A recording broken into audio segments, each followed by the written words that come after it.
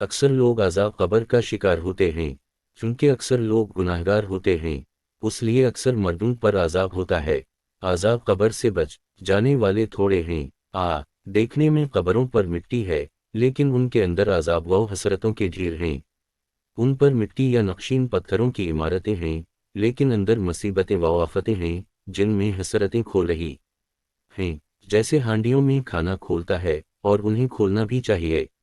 انسان کے اور اس کی خواہش و تمناؤں کے درمیان قبروں کے مصائب رکاوٹ ہیں۔ اللہ کی قسم، قبریں ایسا جامع واز ہے جس نے کسی واز کے لیے کوئی بات نہیں چھوڑی۔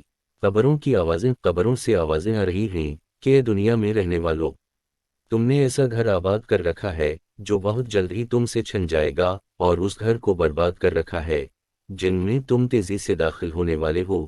تم نے ایسے گھر آباد کر رکھے ہیں جن میں دوسرے رہیں گے اور فائدہ اٹھائیں گے، اور وہ گھر برباد کر رکھے ہیں جن میں تمہیں ہمیشہ کی زندگی گزارنی ہے۔